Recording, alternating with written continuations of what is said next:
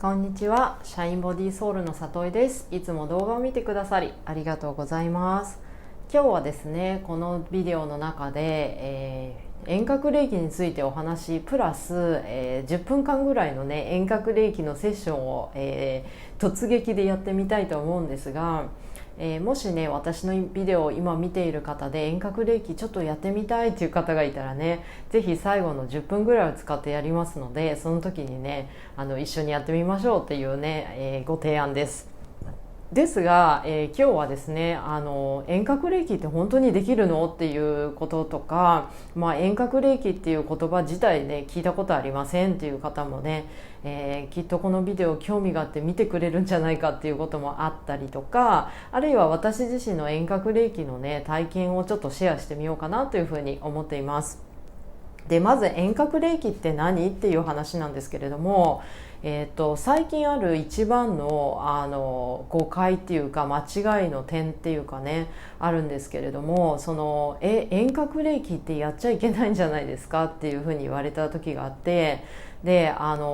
遠隔霊気ヒーリングとか遠隔霊気トリートメントとか遠隔霊気療法っていうふうに言った場合、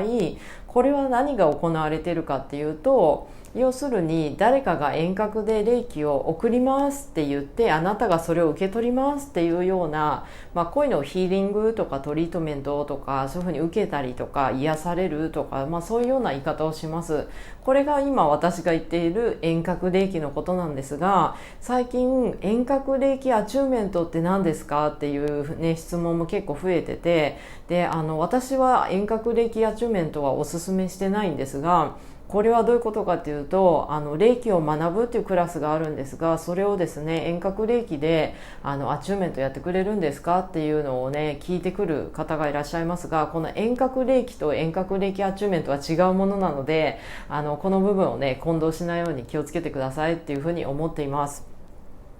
いろんな、ね、方の、その方針だったりとかあって、オンラインでもねそのアチューメントをやって、要するにそのね講習をオンラインで全部受けて、そしてねそれを受けたらもうあなたは霊気ができますよっていうコースもたくさんあるみたいですが、でも霊気ってやっぱりね見えないエネルギーのことを扱いますし、やっぱりそのオンラインだけで全てちゃんとできた状態になるかっていうと多分ね難しいと思うんですよね。やっぱり過去に私もいろんなクライアントさん見てきましたが、やっぱりその霊気を一回学んだだけでなかなかね全然こう身についた感じがしないっていう方もたくさんいらっしゃいますし、私自身は遠隔霊気アチューメントっていうのはやってなかったですけれども、それでもやっぱりねアチューメントを受けた後ね、なかなかそのね霊気の練習ができない時間があったりとか、自分では疑問に思っててもねどこにその質問を返していいか分かんないとか、意外とこういう方たくさんいらっしゃると思うので、そういう意味ではね絶対に対面でねクラスアチューメントを受けた方がいいと思います。なので、そのね遠隔霊気っていうのはこのね受けたりとか送ったりしますよということで、今遠隔霊気というふうな言葉を使っています。でこの遠隔霊気っていうのはじゃあ何かって言いますと、普通はですね霊気っていうのはセラピーね、であって、要するにイメージで言うとですね、霊気のセッションを受けるっていうのはマッサージベッドにこう寝てもらって、そしてねこのセラピストである実践者の人がね手を当てていくというようなセラピーがあります。で、マッサージとは違いますが、体に手をねつけてもいいですし、離してても浮かしててもエネルギーってちゃんと届きます。遠隔っていうのは要するにそれがもっと距離があるということになるので、例えば私が今ここにいて、あなたはねどこか違うところにいます。こうなった時も私があなたの場所とかそういうところが分かれば、ちゃんとあなたに霊気をお届けすることができるっていうね、こういうような技法を遠隔霊気と言います。でそして、本当に驚くんですが、そんなの本当にできるのってね、そんな魔法みたいなことがあってね、やっぱり最初に聞かれた方はそう思うかもしれないんですが、これがやっぱり驚いたことに、この薄い霊気療法っていうのを学ぶと、中級ですね、私たち初級中級上級ってあって、中級に来るとちゃんと遠隔霊気療法っていうのを学ぶことができます。でもちろん私もね中級も上級も受けて師範にもなって、中級で遠隔歴のやり方っていうのを一番最初に学びましたし、もう何度も何度も遠隔歴やってるわけなんですけれども、ちゃんとねやっぱり歴が届いたりとか、そういう霊気をね実感するだったり、そういうことをね毎日の中で繰り返しね体験させてもらっています。で、薄い霊気療法っていうのは、この臼井美香さんが100年前にね、この間他のビデオでも霊気について少しお伝えしましたが、要するにこの遠隔霊気も100年ぐらいの歴史がね薄い霊気の中にはあるということです。ちょっと私自身は定かではないですが、例えば他にもねエネルギーワークでこの薄い霊気のように遠隔霊気できるとか、遠隔ヒーリングができるっていうのがね多分あるかと思うんですけれども、その歴史がどのくらい長いとか、薄い霊気より古いものなのかとか、薄い霊気の後に出てきたのかっていうのはちょっとわからないですが、でも薄い霊気以外でもね遠隔ヒーリングとかいうのがあるくらい、そういうふうにね遠隔でねこの場所から誰かにお届けする。でそして薄い霊気の場合はですね、最初に日本で作られた時は要するに空間だけがこうあったっていうか、空間が場所が違うところからやっても霊気が届くっていうのがあったんですけれども、これが西洋に広まった時になんとね時間のね差も超えるっていうことになっていて、なのでこれは時間、要するに過去とか現在とか未来とか全部霊気が届きますよっていう練習とか、そういう技法もねたくさん習っていきます。でこの部分に関しても全部説明してちょっと説明しきれないのと、実際にそういうテクニック習ってやりたいってことでしたら、ぜひねアチューメント講習のね中級でお伝えはしているんですが、ちゃんとねできるようになるとたくさんねそういう技法をね学ぶことができます。で私自身はですね、実はあんまり遠隔霊気に疑問を持っていなかったっていうか、何より私が霊気を学びたかった理由っていうのが、その父にね霊気っていうこのねヒーリングができるんだったらやりたいってね、本当にその思いだけだったんですね。でその時インターネットで調べて遠隔霊気ってできるって聞いた時に、これはいいって思ったんですよ。なぜかというと、やっぱり私はいつも香港にいるし、家族は日本だし、いつもこうやってね離れて住んでることで心配をね持ってたりとか、どうしてるかな、大丈夫かなってねずっとこう思っちゃったりとか、もう耐えきれなくなってね日本に帰りたくなったりとか、そういうことをねずっとこう繰り返しているとこがあったんですけれども、でも本当に遠隔霊気ができるようになってからだいぶね私自身のねこの生活の質とか、私自身のそのエネルギーとか感情レベルとか、そういう精神的なレベルもそうだと思うんですけど、本当にねアップグレードさせていただいてるなというね感謝の気持ちでいっぱいなんです。なので私自身はね本当に遠隔霊気って嘘でしょうとか、こんな魔法みたいなこととか、あんまりそういうふうには思ってもいなかったんですが、でも多分ね中にはねこのビデオを見てる方の中には、きっとそんなの嘘だろうとか、四つ葉もんだろうってね思ってる方もいらっしゃると思うので、私自身のね遠隔霊気の、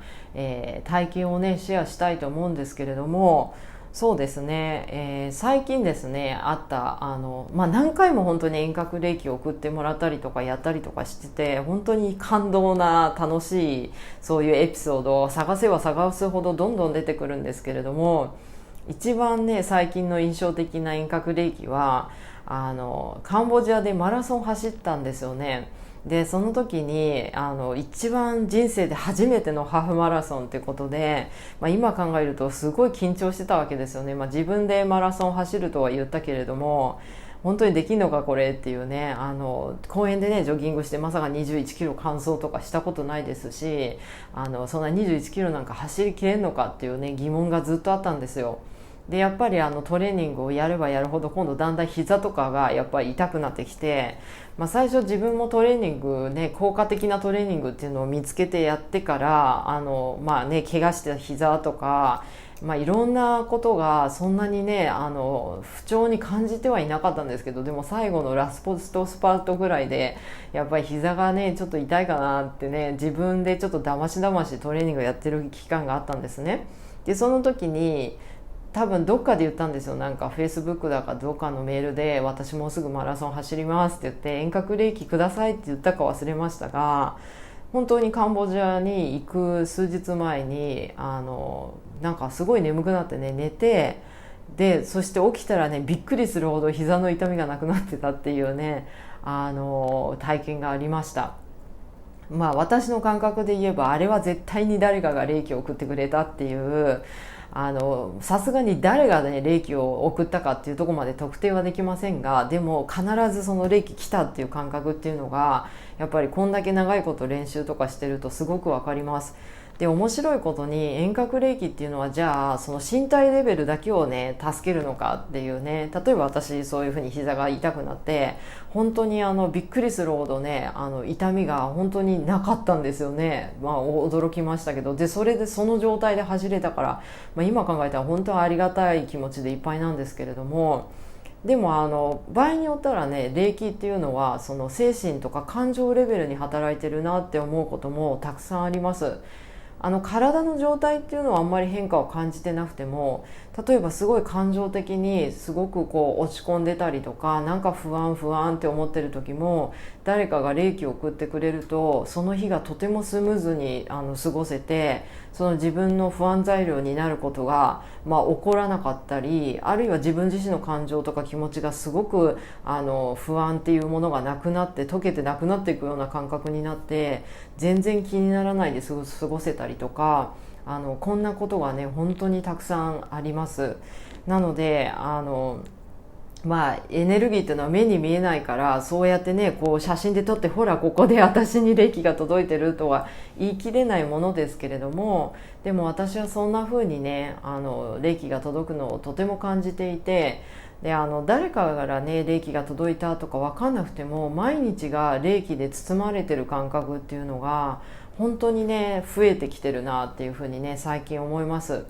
そういうふうに考えると本当になんていうのかな、私っていうね人間って本当にいろんな人のねサポートを得て生きてるんだなっていうね気持ちに改めてねこの原点に戻らせてくれるっていうのかな。やっぱりその自分が不安だったりとか、なんか嫌なことあってすごい落ち込んでたりとか、感謝の気持ちがね思い出せない時とか、あるいはなんかやる気が全然出ない時とか、そういう時もねたくさんあるんですけれども、でもそういうことがある一方でやっぱりそういうふうになんか自分では努力もしてないのに勝手にね良い状態になっていくっていうことを本当にね何度もね体験させられていて、そういう意味でねやっぱり遠隔霊気っていうことのね良さっていうのをすごくね感じています。で私が受け取った体験っていうのはそういうふうに印象的なこととかがありましたけれども、私自身もいろんな方からリクエストを受けたりして遠隔霊気を送るんですね。で練習としてはやっぱり遠隔霊気を送ったらできたらねその方からフィードバックをいただけるっていうのが一番ねやっぱりいい練習かなというふうに思ってますね。大体の場合ですねやっぱり霊気っていうのは一回送っておしまいで、もう私の霊気ちゃんと送られたのか分かんないやって言ってポッてやるんではなくて、やっぱりその実践者として向上するためには何度かね繰り返し送ってみて、このね今回やったけどどうだったのかなとかね、前はこうだったなとか、こういうふうにねやっぱり数回やることであなたのね実践とかそのねなんていうのかな技っていう部分もね向上していくと思うんですね。それプラスアルファそのね送った人からフィードバックがもらえたらさらにねいいわけなんですよ。なので遠隔霊気っていうのは本当に私自身の毎日にもう本当に染み込んでいて、気づいたらやってるっていう感じなんですけれども、本当にね助けてもらうことが多いっていうことなんです。でよくこの遠隔霊気とじゃあ祈りって一緒ですかっていうね質問たまに来るんですけど、私自身はこれ違うものかなっていうふうに思っています。なんでかっていうとですね、やっぱり霊気っていうのはセラピーであって、やっぱり例えば対面でね受けたらあなたのエネルギー気の流れがね良くなっていくんですね。要するに気のバランスがどんどん整うというセラピー。遠隔霊気もねやってくれる人は見えなくても同じことが起こるというふうに言われています。実際に感覚は全く一緒かっていうとさすがにちょっと違うと思います。やっぱりセラピストっていう人があなたのね体の近くにいれば、やっぱり人間としてねその人がいるっていうねそういう感覚ってあると思うんですけど、遠隔霊気ではさすがに人がいないのですごい人がそこに立ってるとかそういうことはないし、その手がペターって当たってて暖かいっていうのも対面ほどではないって思ってる人も結構多いかなっていうふうに思いますが、でも感覚レベルで言いますとね、やっぱり練習していく中でやっぱ遠隔霊気だけどすっごい感じられたなっていう時ね、手そのものは分かんなくてもあなたの体がすっごいね温かくなって、まるでその体温がちょっと上昇したみたいな感じになったりとか、あとやっぱりねすごくリラックスしたりとか、穏やかな気持ちになったり、場合によっては本当眠くなってね目が開かなくなる人とかも多いんですけれども、そういうことがね遠隔霊気でもね普通に起こったりとかします。なのでその部分がやっぱり祈りっていうことと霊気を送るっていうのは違うことかなというふうに思っていて、祈りっていうのもねすごく祈りのなんかそのドキュメンタリーだかそのね実験のことを読んだことあって、すごくパワフルだなって思っていていいなって思っているんですが、でもねやっている内容は全く一緒かっていうとそうではないかなというふうに思っています。そして、あとですね、よく聞く質問2つっていうのがあるんですけど、例えばですね、こういう場合どうしますかってよく聞かれるんですね。もし私が誰かのことを助けたいと思っててもその人が嫌だって拒否したらこれダメですか、遠隔霊気っていう話があって、で2つ意見があるかなっていうふうに思っていて、例えばですね、遠隔霊気っていうのはその人から許可をもらわなかったら送れませんっていうようにしてやってる霊気っていうのがどっかにあると思います。でもう一つっていうのは、私がその人に霊気を送りたいなと思ったら送るっていうやり方ですね。で私はどちらかというと後者のやり方なんですけれども、でも過去にですねやっぱりその前者のねやり方の、ことを聞いたことがあったし、そうなのかなってね疑問に感じてたところもね結構ありました。私なりの考えをシェアすると、もしその霊気そのものをですね、例えば病院で受けるそのなんていうのかな、その病院で受ける、トリートメントというか、その何かね受けるものっていう感じで、これからあなたはこのセラピーを受けます、そのセラピーの効果とかその改善のにおいて何か変化が起こることに責任を持てません、サインしてくださいっていうような、そういうことだと思うんですね。もしこれ許可を聞くとか聞かないとかっていうのはどういうことかっていうと、だからすごくセラピー的な感じで、そしてそのセラピーの中には要するにその変化に対する期待っていうのが入ってるのかなっていうふうに思うんですね。だけれども私がやってて遠隔霊気っていうのは必ずしもそういう場面ばっかりじゃなくて、やっぱりさっき言ったみたいにその身体レベルだけでなく、その精神的とか感情的な面でもとってもねそのサポートされてるなっていう感覚が好きです。例えば私の内心で助けてもらいたいなって思っててもヘルプが必要ですかって言われて、そうお願いしますってね言えない人間だったんですよね。でそういう人って例えばあなた霊気送れるよ、送ってあげようかって言われて、大丈夫大丈夫私はってね、私多分過去の私こういうタイプだったんですよ。でこういうタイプの人間だったからすごいわかるんですけど、でも内心すごいヘルプ必要なんですね。外ではすごい大丈夫大丈夫なんとかなっちゃうとか言ってて、でも本当は不安なんです。不安だし寂しいっていうのがねやっぱりあって、で私もそういう点に自分で気づいて極力努力してそういう風にならないようにって思って今やってるんですが、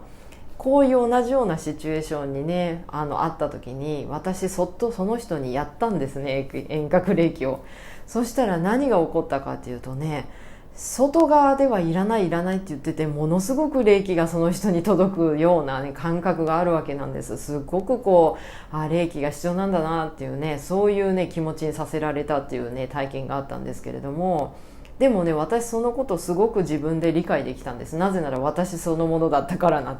なんですけれども、やっぱりそんな風に人間って要するにその鬱っぽい人とかヘルプが言えないっていうことがあると思うんですね。でもそれはイコールヘルプが本当に必要ないかっていうとそうじゃない場合っていうのがたくさんあると思うんですけど、そんな時こそ私は遠隔霊気がいいなっていうふうに思ってます。遠隔霊気ってみんな霊気エネルギーっていうのをね、このねエネルギーを体の中に回して巡らしてるわけなので、遠隔霊気受けるっていうのは要するにあなたのエネルギーのレベルが高くなって上がっていくってことですよね。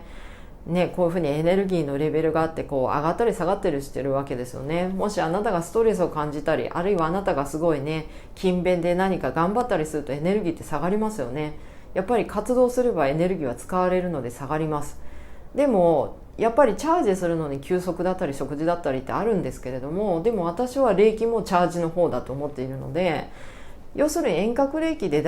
人があなたに霊気を送るっていうのは、あなたのねエネルギーがチャージされる方向に行くっていうことなんですよ。実際にあなたに変化が起こるっていうのは、その人が霊気を送った何かがスペシャルだったからじゃないんです。要するにあなた自身の体の中に改善するだけの力があったり、変化するだけの力があるわけなんですね。潜在的にあるわけなんですけれども、でもそのエネルギーのレベルが低いがために、それがなかなか起こりにくかっただけの話かなというふうに私は思うんですね。例えば霊気っていうのはね、好転反応もあるよっていう話をしましたけれども、要するに遠隔霊気でもね、霊気受けた後ね、要するにその体の中に詰まってるものがあればストーンってねこう体から出ていく、排出されるっていうようなね変化を体験される方もいて、これは対面だろうが遠隔霊気だろうが同じことなんですね。もしあなたの体に詰まってるものがあれば、それが外に出るっていう風な方向にどんどんいくと思います。ここの部分がやっぱりそのなんていうのかな、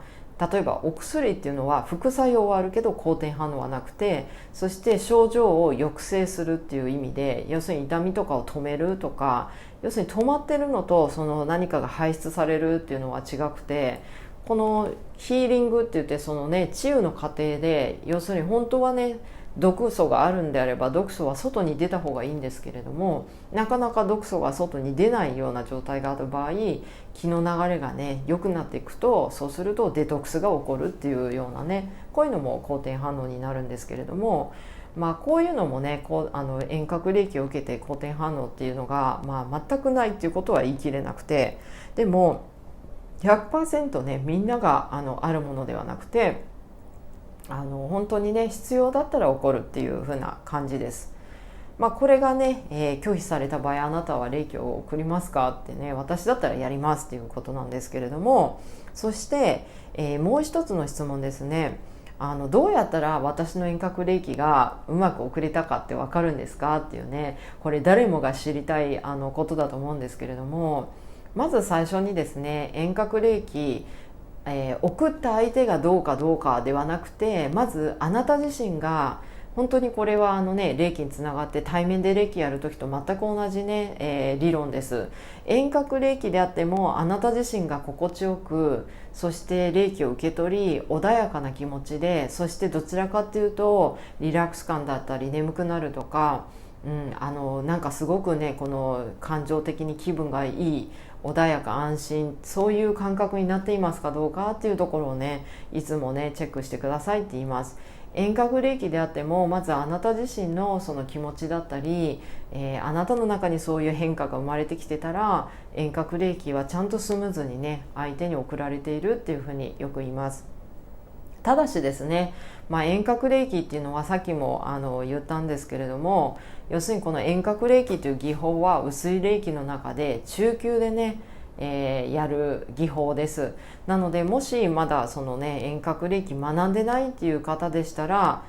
絶対できなくはないんですけれども、自力で年集中で遠隔霊気をやる可能性があるので、もっと効果的に遠隔霊気やってみたいという方はぜひ中級で習ってみてくださいというわけです。はい、ではじゃあこれからね、だいたい10分間ぐらいの遠隔霊気を一緒にやろうっていうね、セッションをやっていこうと思うんですけれども、今ね私の画像を見ていたら、もしね中級以上の方は私に対して霊気を送ってみてください。もしコメントとかなんかメッセージとくれたら私も返しますし、練習であるので、ね、一緒にやっていこうかと思うんですが、もし遠隔霊気学んだことない方はね、ぜひこうね、楽な姿勢でこのエネルギー流れてくるのを感じてみてください。それではですね、まず霊気につながっていきましょう。つながり方はあなた自身のつながり方で大丈夫ですが、手を挙げるとこのね空の方から霊気が心地よく降ってくる、そんなイメージをしてみてもいいかもしれません。そのね、霊気というのはすごくバランスの整った温かくて心地の良いエネルギーで、私たちがそのエネルギーをもっとねうまく受け取れるように今ねこの調整をする、これが霊気につながるです。毎日ちゃんと霊気は届いてますが、今この手を挙げた瞬間にもっとねよく受け取れる自分になっていく準備をする、そういう感じですね。ずっとこう目をつぶってね止まって待っていると、だんだんとね手の周りがジンジンしたり、あるいは暖かくなったり、目の前がね目をつぶっていてもなんとなく明るいような感覚があったりとか、いろんな感覚あるんですけれども、もしそんな感覚があったらうまく霊気につながれてると思います。なかなか感覚が分かんない方はね、無理にね感じないってねやんなくても大丈夫です。感覚ってね最初のうちね癖があると難しいんですけれども、案外ねすごくシンプルなことだったりするので、これでよかったんだってね後でね感じる方とかもいるかもしれません。はい、でそうしたらですね、手を下ろしてくるんですけれども、ではですね今日は手を使ってねこんな風に私スクリーンに向かってこんな練習が最近多いなって思うんですけれども、スクリーンに向かって遠隔霊気を送ってみます。今この画像を見てる方もぜひね私を見ながら私の方に向かってねシンボルを書いてみてください。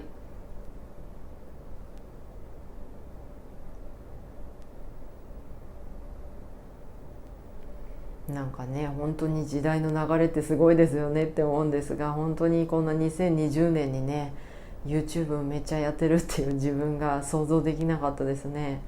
もう本当に遠隔霊気は私の毎日の一部ですなんつって、 YouTube も私の毎日の一部ですみたいな、そんな毎日になってるっていうのが本当信じられないんですけど、でももうなんか YouTube も立派に私の霊気の練習の一部になってますね。なんかすごいですね。本当ありがたい気持ちでいっぱいです。 YouTube を通していろんな方にコメントいただいたりお会いできたり、本当に実際にねオンライン上でお話できたりとか、本当にねミラクルいっぱいでありがとうございます。そう今ねどんな感覚ですか？もしね遠隔霊気やってくださってる方がいたら、シンボルねしっかり書くようにしてみてください。もしあまり遠隔霊気に自信がない方であれば、まずですねちゃんと習ったシンボルをしっかり書いてみましょう。1回書いたらね3回も唱えるというような形で私は教えていますが、先生が教えてくれた通りのねシンボルで大丈夫です。ただし書き間違えとかねあんま覚えてないという方がいたらちゃんとしっかり覚えるようにしていただいて、そしてですねやっぱり何よりね練習をねやればやるほどきっとスッとできるようになると思います。これは霊気だけではなくいろんなことがそうですよね。この間も言ったけど自転車とか車とかピアノとかいろんなスキルってありますけど、やっぱり一定レベルね練習してもらうことで、さらにねスムーズに行えるようになってくると思うので、ぜひねそうなるまでねちょっとしっかりやってみるのもいいかと思います。そして今こうねシンボルとマントラ全部終わった状態になったら、あとはね霊気ではぼーっとするだけなんですが、結構ね初めて霊気に習った人は、講習でこのね意識集中必要ないですよって言ってても、特にその前にエネルギー枠をね別のものをやってた方とか、どうしてもね意識集中っていう方にね意識が働いてしまう方がいらっしゃいます。なので霊気ではねどちらかというとね力を抜く練習かなって思うんですよね。もしその集中しようっていう方に行ってしまうんであれば、ここでは集中は必要ありません。そして、霊気は集中しない方に行けば行くほどもっとよく流れるという、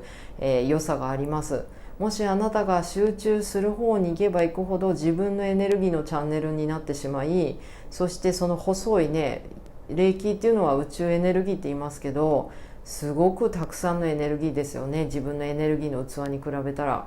だからもし自分が集中するっていう方向にやると、自分の器からねエネルギー取り出してると同じような感じになっちゃうので、そうではなくて霊気の流れに任せるっていう方のチャンネルにねぜひ自分を合わせるっていうことです。大体の方はアチューメントを受けていただくとそういうような感じにどんどんなっていきます。別に頭の中でねそういう風にしなきゃってしなくても勝手にねどんどんこう楽にねつながって霊気が流せるようになると思うので、心配いらないと思うんですけれども、もしね今このビデオ初めて見てる人とか、遠隔霊気とかわかんないでこうやってくださってる方がいたら、ここでね集中とかはねあんまり必要ないってことなんですね。集中しても、そうだな、なんかすごいそのねスキルとか学んだってわけではなければ大丈夫かと思うんですけれども、かなりね腕の立つ方っていうか、そのいろんなエネルギーワークで集中っていうのをすごい習ってる方だと、疲れたりとかね、なんか邪気をもらうとか、すごいエネルギーワークやった後はねどっと疲れるってね、霊気でこう眠くなったりっていうのとちょっと違う感じの疲れとかが出てきたりとか、寝た後もすっきりしないとか、やる気が起こらないとかね、そういうのがあったりとかするんで、もしそういう方がいるんであれば、なるべくここでは力を抜くっていうふうに、霊気では覚えてもらうといいかなというふうに思います。でさっき言ったように、このねシンボルとマントラ書いた後はぼーっとするだけで、集中も必要ない、じゃあ何ですかって言うんですけど、私も今こう喋ってますけど、別に喋ってても霊気はちゃんとまっすぐ届いてますし、テレビとかねなんか音楽聴いても大丈夫です。霊気が途切れることはありません。これもとても便利な点ですよね。テレビも全部消してね静かなところでやんなきゃいけないってわけじゃないんですね、霊気っていうのはね。本当にね霊気に身を流れを任せたら、あとはそのまま本当ボーってするだけですが、私たちの活動が何か阻害されるとか、あと考えとかも飛べなきゃいけないですかっていう質問が時々あるんですけど、これもねそんなしなくていいと思います。厳密にはですね、もし雑念とかが湧いたら、雑念の方向を自分でね観察してみるといいかと思います。こうまだ考え事とか、なんかあれしなきゃいけない、あれこれしなきゃいけないとか、やだやだって思いながらも考えている人であれば、例えばこうやって今10分間練習してますが、この間に果たしてあなたはまだ雑念ずっとねしっかり掴んだままねやったか、どちらかというとちょっと雑念遠のいたかっていうことですね。多分霊気の流れがたくさん来て安定すればするほど、あんまり雑念が気にならなくなる、あるいは雑念をすることで不安とか恐れがあるんであれば、なんとなく不安と恐れが、遠のいたようなね感じになる人も多いかと思います。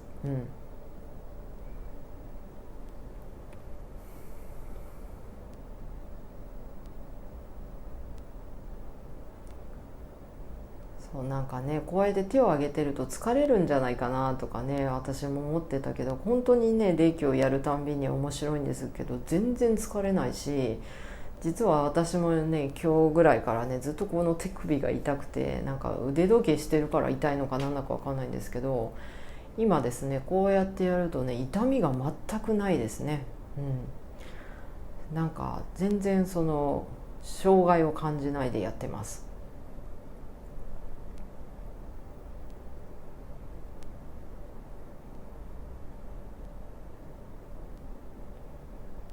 なんかずっとこうやってねもわーんっていう感じでねこう気持ちいいなって思うんですけれども、だんだんとちょっと時間が経ってきたので、ではねこれで手を合わせて合掌しておしまいにしていきましょう。ありがとうございました。はい、というわけでいかがでしたか、遠隔霊気。今日はねこのビデオの中で10分間やってみましたが、もしね遠隔霊気ちゃんと遅れてるか分かんないとか、どういうふうにねやったらうまくいくのかとか、心配な方は、この YouTube でね練習もたくさんしていただけるんですが、ぜひぜひね Zoom のオンラインのね霊気の実践会だったり、あるいはね40分間でね遠隔霊気とセルフヒーリングを楽しむというセッションも始めました。なので騙されたと思って、セッション申し込んでくださったらなというふうに思っています。まさかねこんなオンラインのセッションとかねたくさんやるって思ってませんでしたが、でも最近そうですね、本当今年になってからこのセッションを始めています。もしね霊気のアチューメントを受けた方でしたら Zoom の霊気実践会っていう方をねこのコメントの下のところに貼っておきますので、そこからクリックしていただくと最新のねスケジュールとか出てくるので、ぜひね見てみてください。Zoom のね方でねオンラインでね遠隔霊気の練習だったり、初級の方からねお受けしてます。初級ではね実際ちょっと遠隔霊気っていうのまだ学んでないんですが、大丈夫です。私の方でちゃんとアシストしてセッションね楽しくやっていただけるようにね一緒に霊気の練習できたらなと思うので、もしねアチューメント受けた方でしたら実践会の方にお越しいただけますし、40分間のね霊気のセルフケアのセッションの方はこちらはですねアチューメント受けた方ももちろん来ていただけるのと、あと霊気をね全く学んだこともないし体験もないっていう方も大丈夫です。実際霊気は体験したことあるけれどもまだ学んでないんですっていう方とか、ぜひねこの40分間どっさり霊気のね本当どっさりね霊気を浴びてもらい、本当に40分間でそんななるのかってね疑問かもしれないですけれども、ぜひね体験されてみてください。お家にねお家やオフィスにいてもねしっかりねそういうこうねリラックスできる自分っていうのをね、そういう時間をね作れる時間になったらなというふうに思っています。というわけでね今日のビデオも見てくださりありがとうございます。そしてねよかったらチャンネル登録お願いします。また新しいビデオをどんどん更新していこうと思っています。では今日も、楽しい一日をお過ごしください。じゃあさようなら、バイバイ。